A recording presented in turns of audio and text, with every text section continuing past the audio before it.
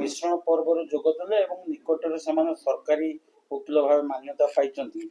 এই ଦଳୀୟ କାର୍ଯ୍ୟକ୍ରମରେ ଯୋଗଦାନ କରିବା ଏବଂ କାନ୍ଧରେ ଗାମୁଛା ପକେଇବା, ଦଳୀୟ ସପକ୍ଷରେ ଭାଷଣ ଦେବା, ଏଇଟା କ'ଣ ଆପଣ ଠିକ୍ ବୋଲି ଭାବୁଛନ୍ତି? ଆପଣ ତ ବରିଷ୍ଠ ପ୍ରଶାସକ ଥିଲେ ଏବଂ ଓକିଲାତି ମଧ୍ୟ କରୁଛନ୍ତି। ଆମ ଦେଶରେ ବର୍ଷା ଯୁଆଡ଼େ ଛତା ସିଆଡ଼େ, ଏଇ ଯେଉଁ ବର୍ତ୍ତମାନ ଏଇ ପରିସ୍ଥିତି ଆସୁଛି, ମୁଁ ଜାଣିବାରେ ଆମର ଗୁରୁଚରଣ ମହାନ୍ତି ବରିଷ୍ଠ ଆଇନଜୀବୀ, ସେ ମୂଳରୁ ଅଛନ୍ତି ବିଜେପିରେ ଏବଂ ସେ ଜଣେ ବିଜେପିର ମୁଖ୍ୟ ବ୍ୟକ୍ତି। ଆଉ କିନ୍ତୁ ଅନ୍ୟମାନେ କେତେ ଅଛନ୍ତି, ସେମାନେ ବର୍ଷା ଯୁଆଡ଼େ ଛତା ସିଆଡ଼େ ଏଇ ନ୍ୟାୟରେ ଅଭ୍ୟସ୍ତ ଅଛନ୍ତି।